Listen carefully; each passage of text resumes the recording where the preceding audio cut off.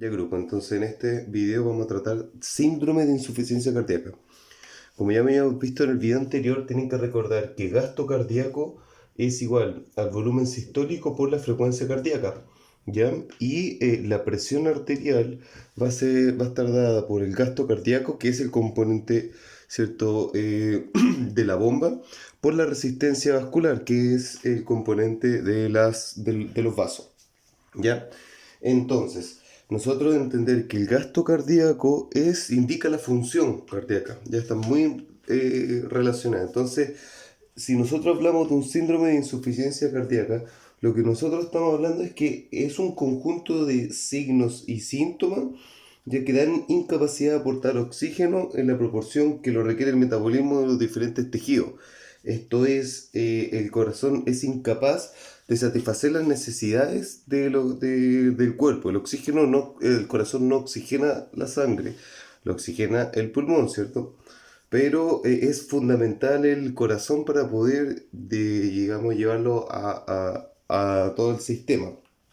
Ahora, hay un determinante común que cuando existe el síndrome de insuficiencia cardíaca, lo primordial es que el gasto cardíaco está bajo, ¿ya? El gasto cardíaco se baja. Entonces, por cualquier patología, vamos a ir más adelante e ir viendo las primeras causas que pueden ver. ¿Ya? En Chile, la primera causa de insuficiencia cardíaca es la hipertensiva y la segunda es el infarto, ¿ya? Patologías isquémicas. ¿Ya? Eh, ya entonces vimos qué es lo que podría afectar el gasto cardíaco, ¿cierto? Por la fórmula. Entonces nos vamos a adelantar y solo vamos a entender un poquito la fisiopato y después nos vamos a ir a la clínica. ¿Ya? Entonces tenemos que por ese motivo va a haber una disminución del gasto cardíaco y va a haber una respuesta de nuestro sistema. Uno va a estar ligado por el sistema nervioso, otro por el renal y otro por el hipotálamo. ¿Ya? El sistema nervioso central, la que es uno de los que se va a activar de forma primaria, va a tratar de mantener la PAM. Recordad que cuando nosotros hablamos de gasto cardíaco, lo que nosotros queremos hacer es mantener esta fórmula, ¿cierto? Mantener un volumen sistólico en una unidad de tiempo. Entonces, estos varios como set point del ser humano, lo que van a hacer es compensar esta misma fórmula. Entonces el sistema nervioso lo va a hacer manteniendo una presión arterial media. ¿Cómo? Aumentando la frecuencia cardíaca y aumentando la contracción. ¿Ya? Entonces, en ese sentido, ¿se acuerdan cuando nosotros hablamos que el volumen sistólico depende de la precarga, de la apocarga, de la contractibilidad y de la frecuencia cardíaca? Bueno, entonces acá el sistema nervioso solamente va a atacar sobre frecuencia cardíaca y contractibilidad. ¿Cómo? Liberando noradrenalina y adrenalina. ¿Qué es lo que hacen esto? Que recordad que la noradrenalina y la adrenalina lo que van a ser los receptores alfa receptores agonistas, ¿ya? Y al unirse a estos receptores los van a activar y van a generar una vasoconstricción y una venoconstricción. Tanto las venas como la arteria se contraen. Y eso lo que tiene como fin es la poscarga.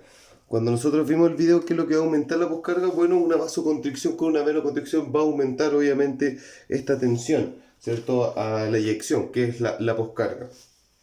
Eh, También tenemos que la respuesta renal, nosotros la función del riñón es mantener volumen. ¿Cómo va a mantener el volumen? Liberando estas dos hormonas, la angiotensina 2 y la aldosterona.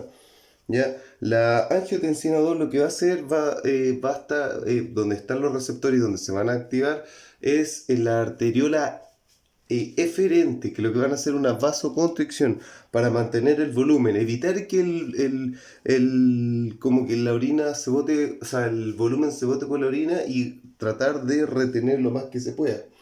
¿Ya? Y eso va a provocar una vasoconstricción muy parecida, ¿cierto?, a la que provocan acá, aumentando la poscarga.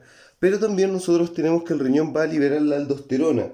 Ya, si se acuerdan, la aldosterona en términos prácticos, y para que lo tengan bien metido, retiene agua y sodio, ¿ya?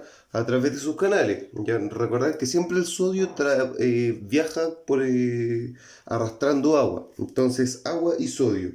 Si es agua y sodio, me va a aumentar el volumen. La angiotensina va a hacer una vasoconstricción. con eso me va a tratar de aumentar el volumen, pero no un volumen como efectivo, sino que es netamente los mecanismos se están como utilizando, pero no hay nada con volemia. ¿Ya? A diferencia de la aldosterona, al reabsorber sodio y agua, lo que está haciendo es aumentar la precarga, ¿cierto? ¿Se acuerdan cuando nosotros aumentamos la volemia? Va a aumentar esta precarga, esto va a aumentar este retorno venoso que le va a permitir al corazón, ¿cierto?, eyectar más sangre. Y a su vez también el hipotálamo va a liberar la DHA, que también, ¿cierto? Su blanco es el riñón, y la función de la DHA es retener agua. O sea, si esta retiene agua y sodio, esta retiene solamente agua por los tubos colectores del riñón, ¿cierto? La nefrona, y lo que va a hacer es también aumentar esta precarga.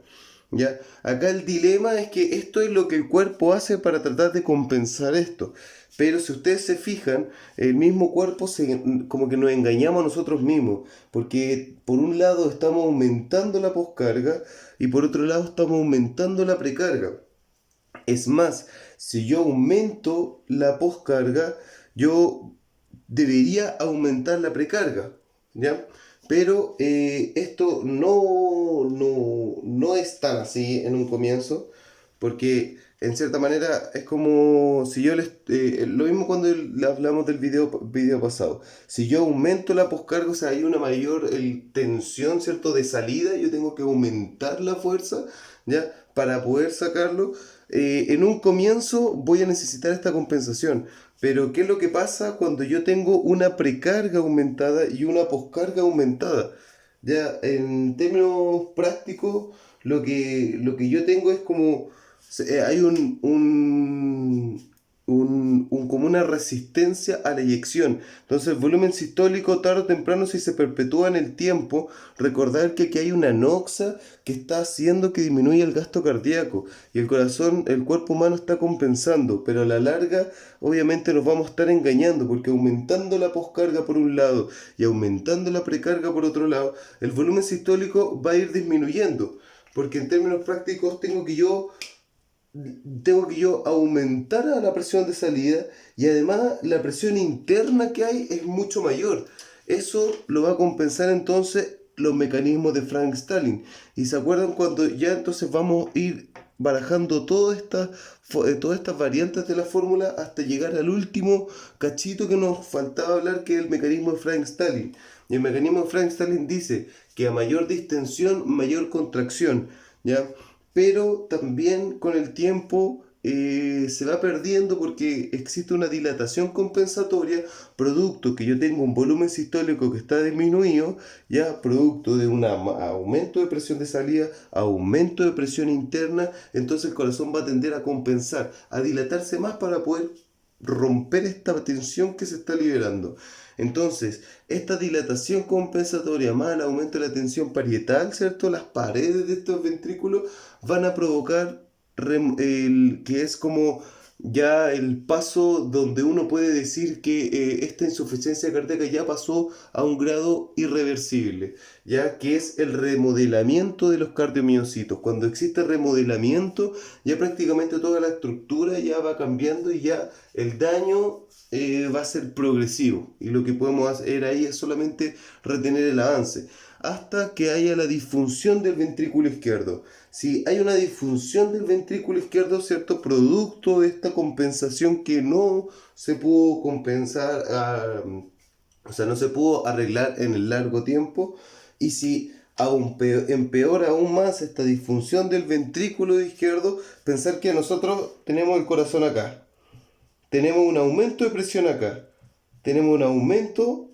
de volumen, pero acá estamos aumentando la presión, y el corazón va a tender a agrandarse mucho más para poder vencer esa tensión.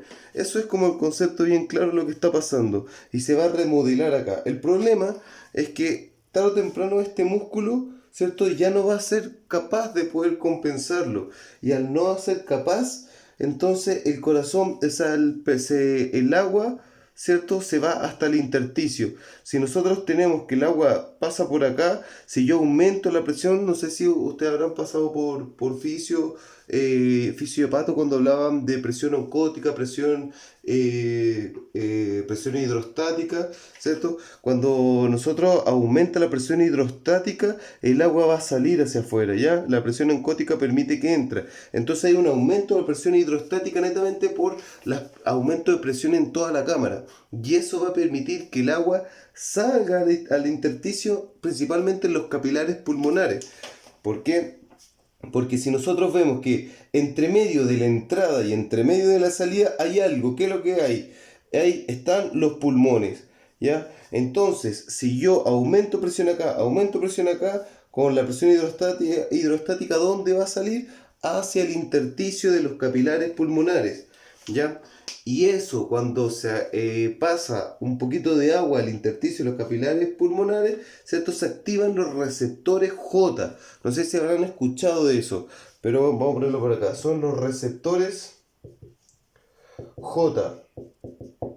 Y los receptores J es lo que va a provocar la disnea. Ya, ese es que el agua pasa, hay como una sensación de que se activan estos receptores que hay, y que permiten como en cierta forma esta congestión que se provoca. Y hay el síntoma cardinal de una insuficiencia cardíaca que es la disnea, ¿ya? Y esa disnea, si es que empeora esto, y la verdad es que se trata de compensar, pero no lo puede hacer de forma efectiva, el agua va a seguir pasando más todavía al intersticio hasta que pasa a los alvéolos. Ya, ¿cierto? Los alvéolos, esta última parte de la estructura pulmonar donde se hace el intercambio gaseoso, y al no poder hacer este intercambio porque hay líquido entre medio, se genera un edema pulmonar agudo. El edema pulmonar agudo, ¿cierto? Que lo que me va a provocar es que es tanto el agua que sale acá, que esto ya se va a empezar a llenar, aumenta el intersticio y se genera edema. ¿Ya? Y ese edema es la complicación, una de las complicaciones más grandes que hay de la insuficiencia cardíaca, ¿ya? Provocando una vasodilatación del corazón derecho. ¿Ya? Porque si nosotros tenemos que, ¿se acuerdan que el ventrículo izquierdo es el que está más vascularizado, ¿cierto? Versus el derecho, que el derecho cumple más una función de llenado. Por eso ustedes leen a veces el corazón derecho y corazón izquierdo. El corazón izquierdo está muy ligado a lo que es la sístole, el corazón derecho está muy ligado a lo que es la diástole. Entonces, como el corazón izquierdo está muy ligado a lo que es de la sístole, este proceso, ¿cierto?, de aumento de presión lo va a resentir primero el ventrículo izquierdo, ¿ya? Que tiene que hacer una mayor fuerza, tiene que compensar todo lo de atrás con los mecanismos Frank-Starling, dilatando sus cavidades, que al final de cuentas va a provocar este remodelamiento. Como provoca este remodelamiento, ¿cierto?, va a haber disfunción de este ventrículo, o sea, aumentando presión, y ya no tengo capacidad para poder sacar la sangre. Viene una congestión retrógrada, ¿cierto?, lo que está entre medio de los dos, que son los pulmones, que si se perpetúa en el tiempo, esta agua va a empezar a salir y va a terminar llegando hasta los alvéolos. Una vez llegado a los alvéolos, se genera un edema pulmonar agudo.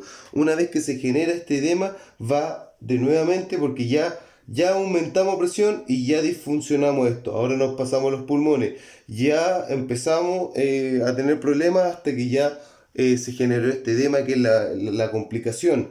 Y nos queda entonces la cavidad derecha, que es, como yo tengo un aumento de presión acá y el primer set point falló, después están los pulmones, falló, y ahora toca la aurícula derecha, ¿cierto? La aurícula derecha va entonces a empezar a dilatarse y va a provocar esta insuficiencia ventricular derecha. Entonces, ¿cómo podemos hacer como conclusión?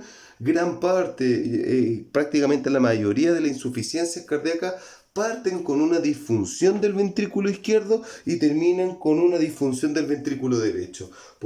Por eso el síntoma esencial de una falla del ventrículo izquierdo es la disnea, ¿ya?